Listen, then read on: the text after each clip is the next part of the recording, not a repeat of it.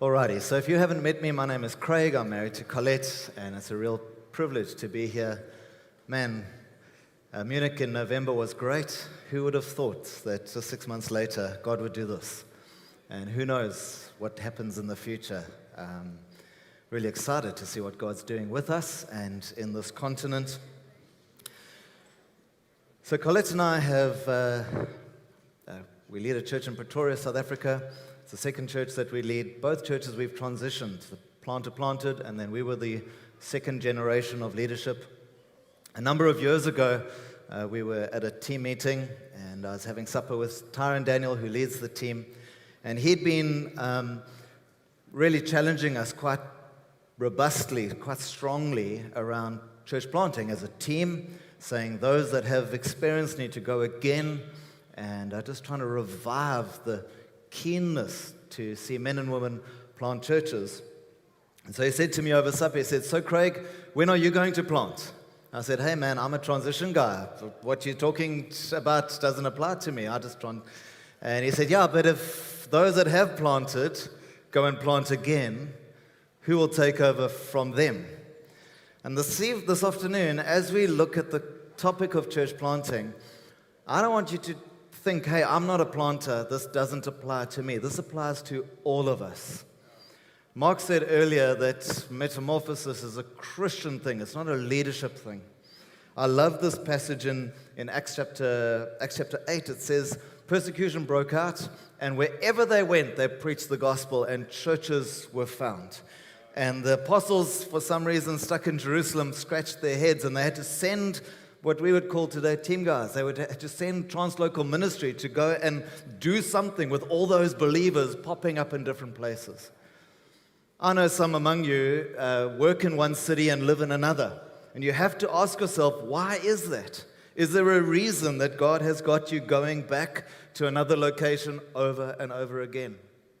There are two churches on Vancouver Island in North America.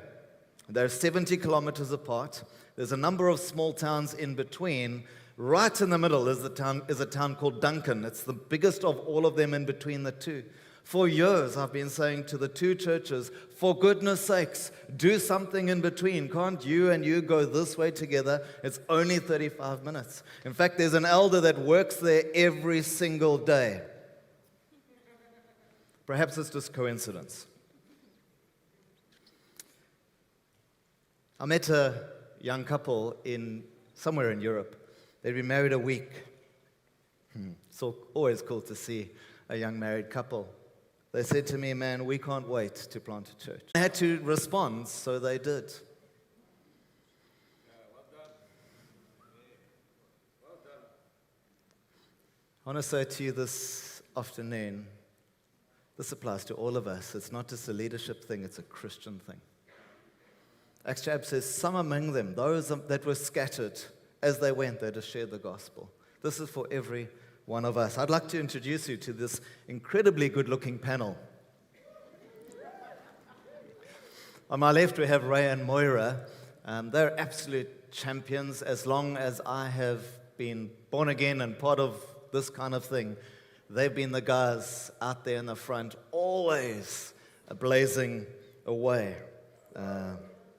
They were around from the very beginnings of NCMI, and they planted and grew an amazing church in South Africa. They handed it over and went to do many other things, and now they've come back. That church has gone multi-site, and they're leading a number of sites and ready to hand those and move on again.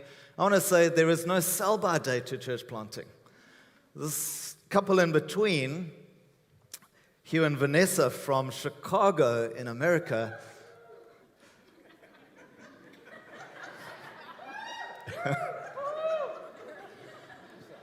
Mark, when he preached, thanked Alex and Michelle for opening a door to lead a church that was planted by Terry Kruger and Sandy, who are now in the States. That church sent Steve and Debbie to Chicago. The first person born again in what is now Anthem Church in Chicago was Hugh.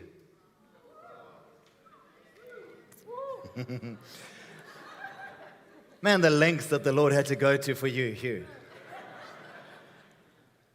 Hugh and Vanessa, 5 years ago, almost 6 years ago, planted out of Anthem into the same city, planted a new church.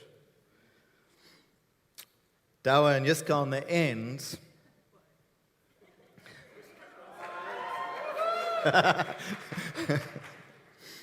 they've served faithfully as elders. They've gathered a home group, became a site, and now is a church plant. And you wonder to yourself, why go to the effort? Why not just stay part of home base where it's comfortable and strong? And somehow God has stirred them, brought people together, got people saved, and there's a demand and need to see another lampstand placed in that part of the city.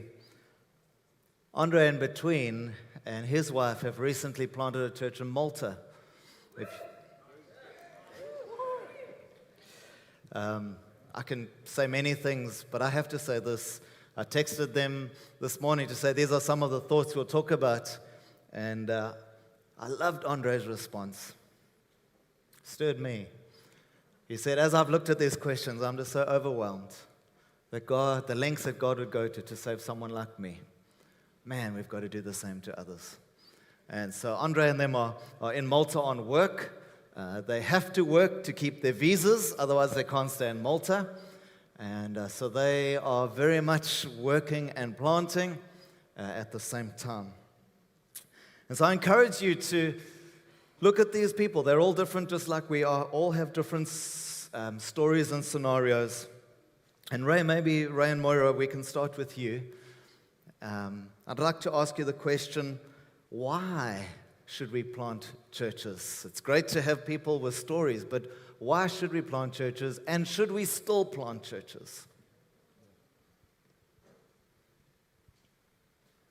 Well, I think,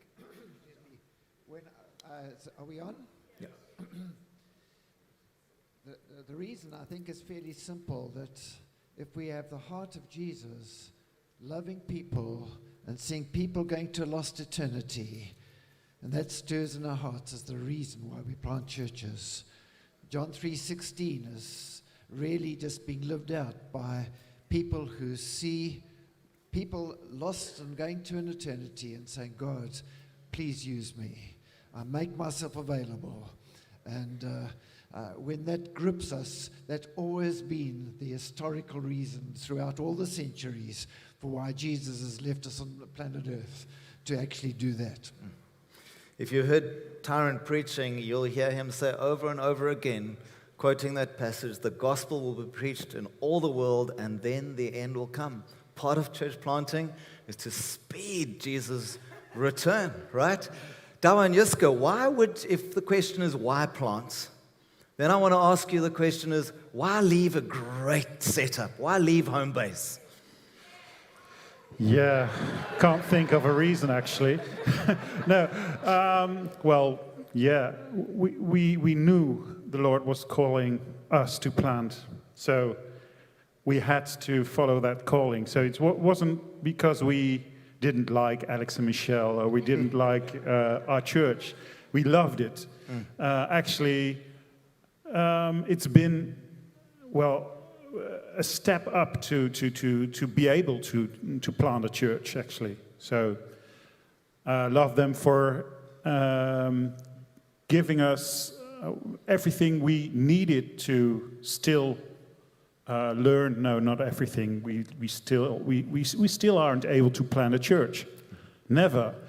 That's the difference. The first time we've planted a church, I thought we were able. And, that's something I want to say to all of you. Don't ever think you're able to plant a church, because you're not. Because if you think you're able, then you either think too big of yourself or too small of God. Wow. So, yeah. It's beautiful. That's it. Andre, can you share with us the heart of why would we plant churches? There we go.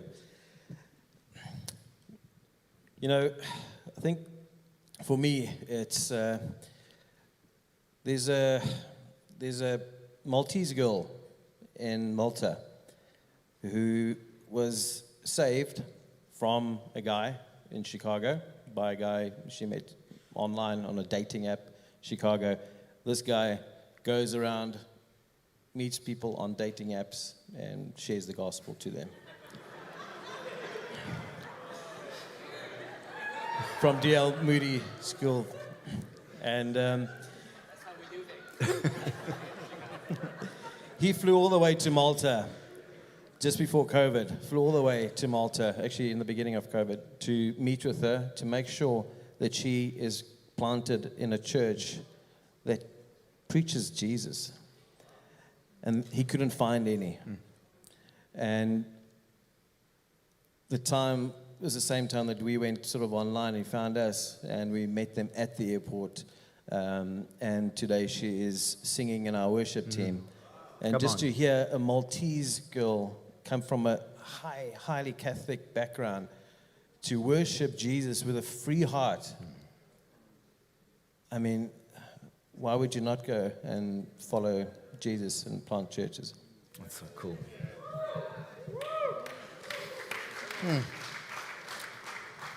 Let's hear from the Americans. I'm sure they'll have an opinion on something.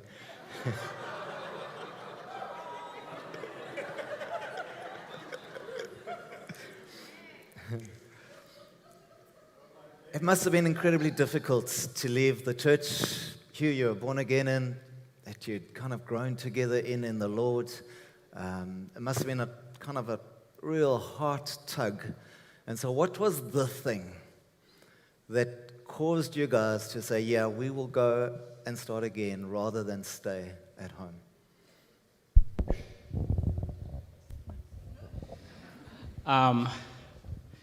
Yes, it was very, very difficult. We've gotten so close to Steve and Debs. We're best friends. Our kids were best friends. We're very settled. We actually didn't want to go anywhere because we were so settled. But at the same time, as you were sharing, there are people out there who don't know Jesus. And just also to add to what you said earlier, statistically speaking, church planting is the most effective way for salvation. So practically speaking, I mean, not that we want to leave scripture out, but practically speaking, church planting is the most effective way to advance the kingdom. So if we want to advance the kingdom, we have to church plant. So it was really, really hard to leave because that's one. And number two, if I can, we realize that we both have to be called. That is correct. But if I can add another perspective to that is both from a selfish and a selfless standpoint. Selfish as in, I want all that God has for me and for us. The inheritance that God has for me and for us, I want everything, regardless of how difficult, how easy it is. I'm going to go and grab hold of every single thing. And from a selfless standpoint is what Mark shared earlier about the Daniel 3 generations.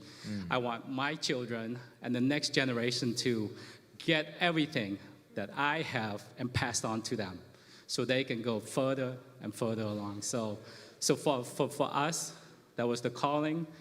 God called both of us, but also just we want everything that God has for us and for the next generation. And as difficult as it was to leave, but we felt there was so much more out there for us to do so. It's beautiful. Do you want to?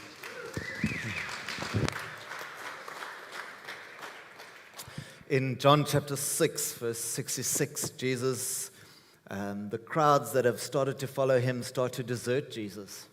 And he turns to the 12 and he says to them, do you not want to leave me too? Do you not also want to leave me? Jesus asked the 12, and Simon Peter answers him. He says, Lord, to whom shall we go? Because you have the words of life. When I studied theology, and I remember a leader from another church meeting me, and he said, oh, you're studying theology, are you? He said, can I give you one word of advice? He said, if you can stay out of ministry, stay out. You might think, wow, thanks a lot. I'm not sure about that answer. As we listen to these guys' stories, I'm hoping, or we're hoping, that something in your heart stirs. And there's something of it. These are the words of life that God has put in me that overrides the comfort of home, that override whatever our inferiorities or our uncertainties, and put something in us that says, Jesus, if you point the direction, I'll follow you. And so we've spoken about the why of planting, and I hope you can hear. I mean, someone said if your why is not big enough to make you cry, then you need to ask yourself that question again. I love seeing the sparkly eyes, don't you? This is deep in their hearts. And whether you're to plant or to do many things, the call of God and responding to that is such a rich privilege. Ray and Moira, forgive me, but you've done this for a little while. What is it that keeps you so passionate about seeing churches planted? I think passion and ministry, whether it's leading a church, planting a church, or living for Jesus, really has one central focus if it's going to be kept alive, and that is daily, deep, personal relationship with Jesus himself. The more you know him, the more you fellowship with him, the more he puts his life, his love, his heart, his vision, his passion in you. And as we look back in our lives, it's been the daily time with the Lord that has kept the fires burning and kept the vision strong and kept us going on the road. Yeah, it's beautiful. So we've spoken about the why. Perhaps we should ask the question of, so then who? Who? If we're going to plant churches, we're gripped with this passion to see cities taken, nations reached, churches planted in towns and villages and cities, then we should ask ourselves who. So, Dawa, Yiska, we've only had the men so far, so maybe ladies, whenever you're ready. But let me ask you, how did you guys know that the call was for you? So if we're talking about the who, how did you know that you were one of those who were called to plant? Yeah.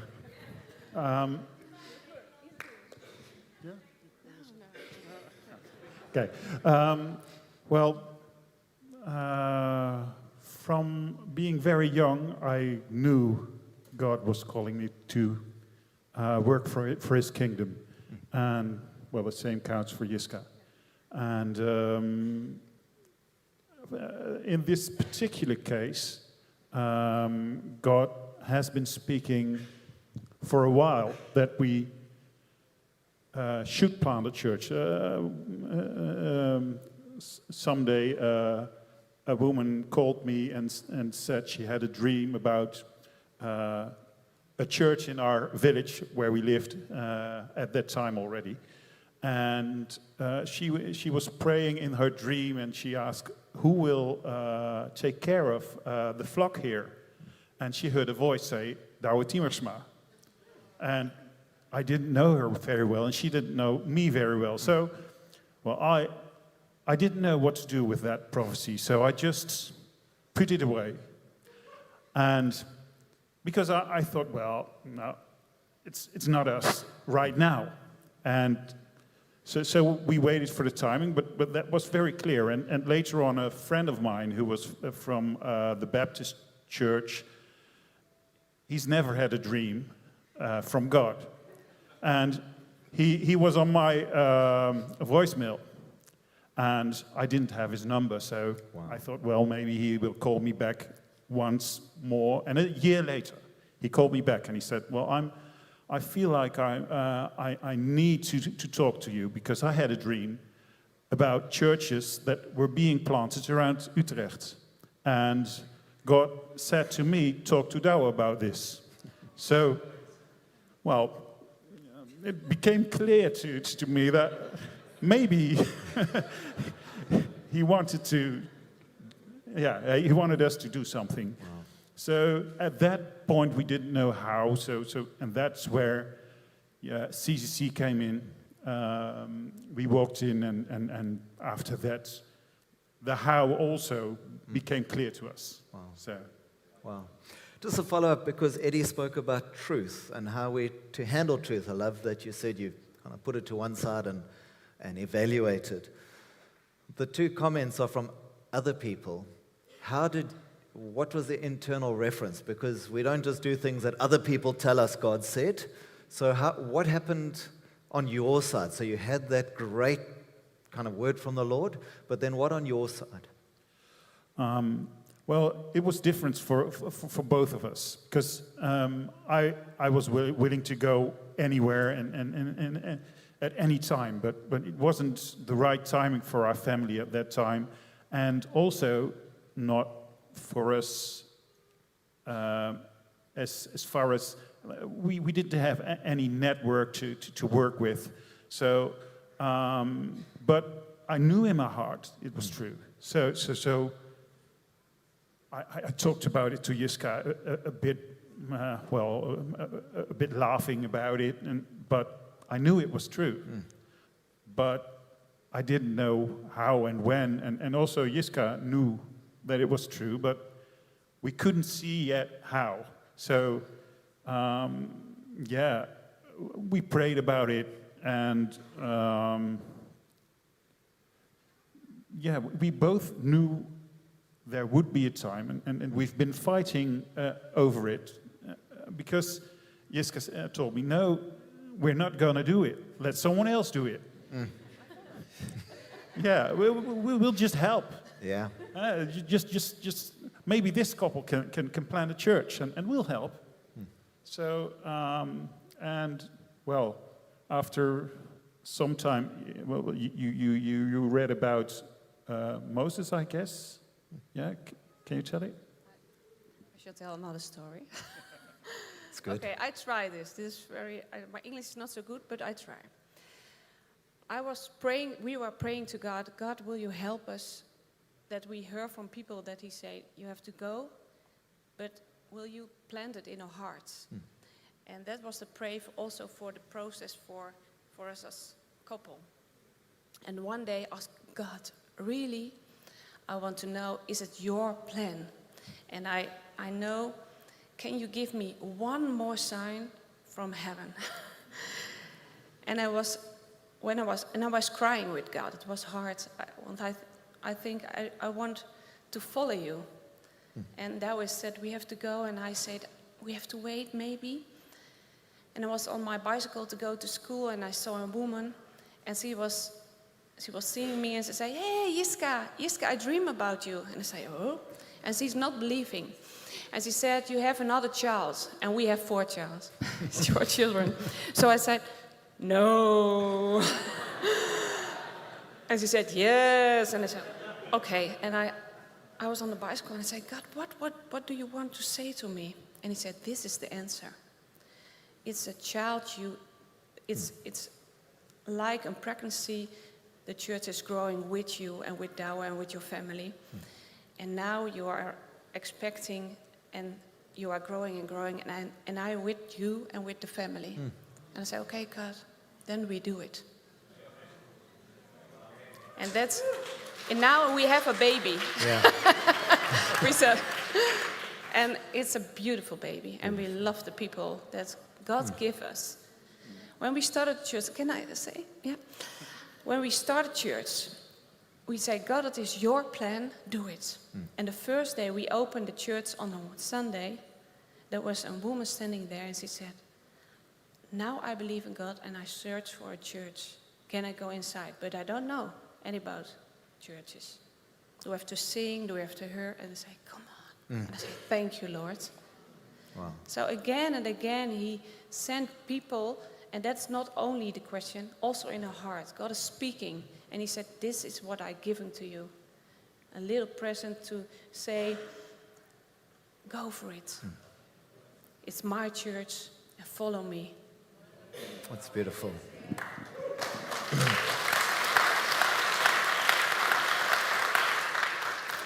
So we're speaking about the who should plant. Vanessa, did you feel equipped? Did you feel ready? Did you feel adequate to plant, to be one of those who? No, we did not at all. We still don't feel qualified ever. It would have just been much easier to stay and just keep doing what we were doing.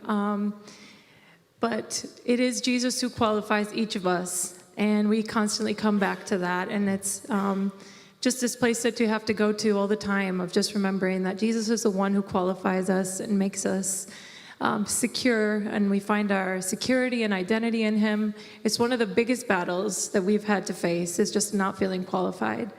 So that doesn't disqualify you if you feel unqualified. That's my opinion, Craig.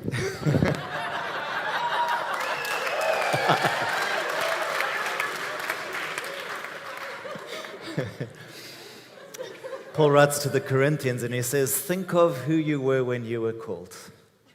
Not many wise, not many noble, but God has chosen the foolish things of the world to shame the wise. He has an agenda of showing his greatness through our weakness. And I would expect, if we did a poll, a high percentage of us would feel we're not adequate, and those that feel they are actually aren't. And it's so that we can rely on God, we can go to him again and again, like she said, and revel in our weaknesses, Paul said, so that we rely on him. Andre, similar question to you. I'm fuzzy on the details, so forgive me, but as far as I know, you don't have a long church leadership pedigree. You don't have the gold watch of 25 years of faithful service yet.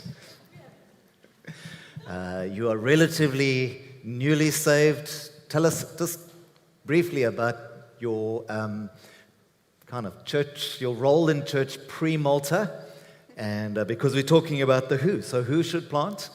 And if someone had said, a guy like you should plant, would you have said, of course, or maybe not? Or what would that response be? But just tell us a little bit of the backstory leading up to Malta. I'll give you the short version. It happened at the back of the church.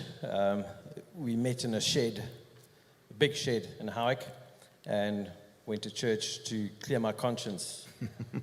Every 2 months, maybe. €2. 2 rand.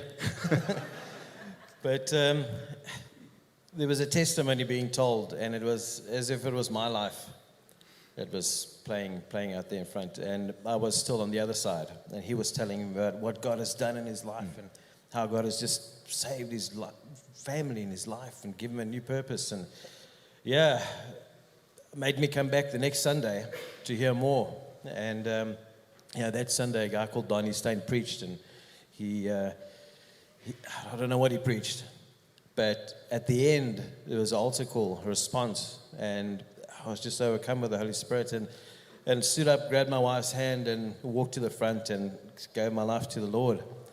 And a guy came up called Peter Dovey, and I've never met him before. He came up and he gave me a word, and he said, I see you doing, he told it to my wife, I see your husband doing what Donnie Stein did today, preaching in front of people, telling them about Jesus. And I brushed it off because I know me. Yeah, maybe singing in a pub, it's true, but not doing this.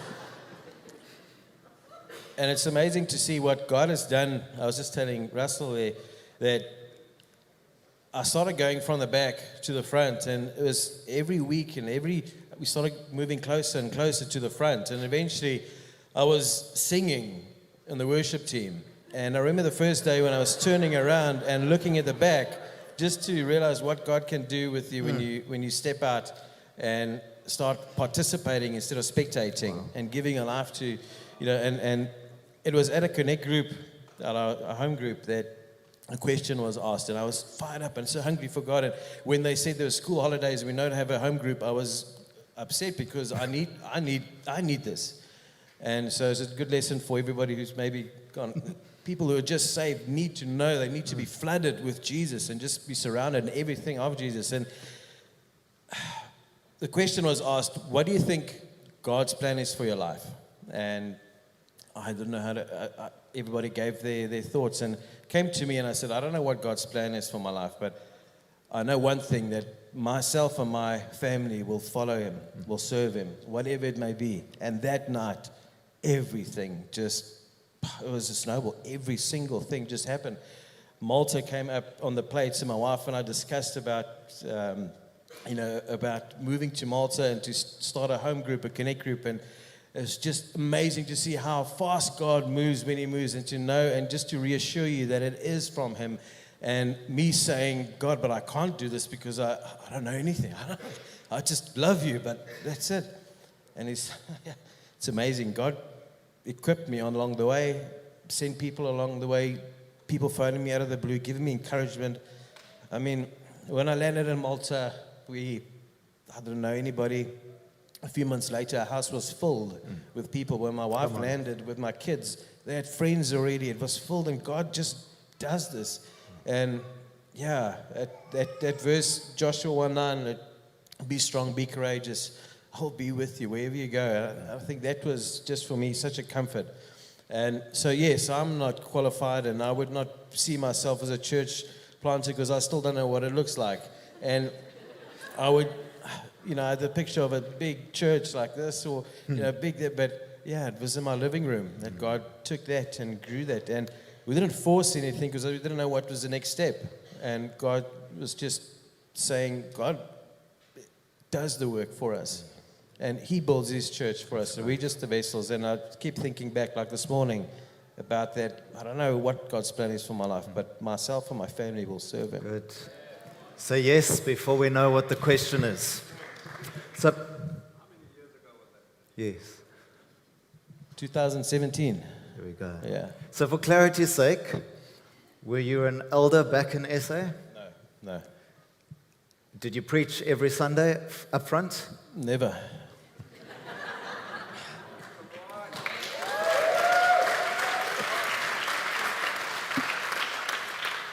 It's so easy to expect those practiced professional other people to do the job when maybe you just need God to tell you it's your job. Hugh he works full-time in the marketplace, as well as you heard, having led the church for so many years. We're talking about the who. And so just help us understand, how on earth do you work? Do you lead? Do you shepherd? Do you have a family? Does working and planting, does working disqualify you? Do you need to not have a job to be a planter? Or how does that work? Just from the just a balancing standpoint, I guess you got to ask Vanessa what she thinks about me balancing work and church and life. But I think, like I said earlier, when we're just saying yes to God, he makes a way. So for my job, I'm one of the senior executives, but God has always made it easier for me to have flexibility. So once we said yes to planting, I just had incredible flexibility with my jobs. Flexibility from the standpoint that I didn't think that I could have. That's what I'm doing now. So I can actually spend more time preparing. There are weeks, and I may feel guilty, but I don't. There are weeks when I spend more time preparing for church than I actually spend time with my job. So to talk about balancing between work and church, I think all I can say is God made a way that's possible. He made it easier for me to have to pick between the two. And also with us doing church, for us, I'll speak to just us, we love to do things together. So Vanessa leads worship. I can pretty much hand off the worship part with Vanessa. She's classically trained, she's great, she knows what's going on, she led worship for a long time, church in the city. So for us to be able to do that together and make decisions together and talk together, so it doesn't seem like I have to make time for one or the other, because now our lives just beginning to look more like one. more togetherness before, whereas even before I had to spend time at work, she's at home, we're not able to talk about it. So I don't know if that really answered your question. I just felt like as we step into the things that God called us to do, it looked different for us, but he made things easier, if I can use that term. And I still get promoted while I was spending less time with work. So I want to encourage you guys. You want to make money, go plan. No, that's not what I'm saying. That's what Vanessa was saying.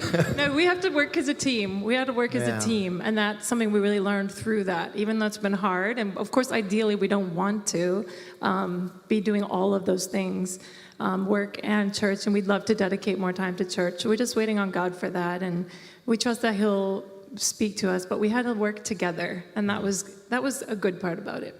That's so good. If you've read the story of Joseph, wherever he went, in the jail, in Potiphar's house, really working a job. Everywhere he was given responsibility, the Bible says they could see that the favor of the Lord was on him. So according to Hugh, if you want to get promoted, you should plant a church. The point is, when we follow God, we carry his favor, and even unbelievers notice, whether you're planting, whether you're not. And so we're going to bring this time to a close. I don't know about you, I'm like bursting to pray, but we're going to pray at the end of the session. So appreciate you guys, your lives, the testimonies, that the examples that you have shared with us this afternoon stirs us all, doesn't it? Stirs us all to say, Jesus, I don't know what you're asking me to do next. Maybe to plant a church, it may be just to smile at my neighbor, or anything in between. But Jesus, I want to say yes, even before I hear the question. I want to follow you, Lord, that the gospel can be preached everywhere so that Jesus can return. I'll finish with Acts chapter 8. Those who had been scattered preached the word wherever they went. The cool thing about this equip is we've gathered from all over, so many countries, but in just 2 days we'll be scattered again to the places we live. I trust as we go, we'll take the gospel with us. Thank you, everybody. God bless you. Let's give them a round of applause.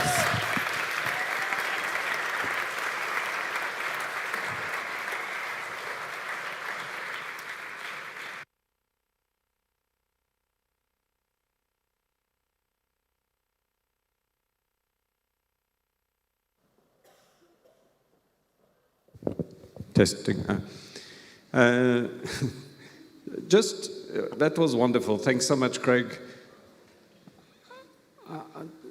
There's just one thing Brad mentioned. I think none of us can go and do this alone. And the story you hear from Andre, he's got backing from back home. He's got the NCMR, some of the NCMR team members regularly go visit. We in Paris have had visitors many times encouraging us, supporting us, friends. It's essential. So I want to just say, if you go plant a church or if you have a heart, you don't get sent and then good luck to you. I think we cannot do this alone. This today would not have happened if it's one man. But it's a whole team over years of a consistent pouring in, of a consistent love and encouragement. It is essential. So I just want to bring that in, if that's okay, Craig. But, well, I did it anyway.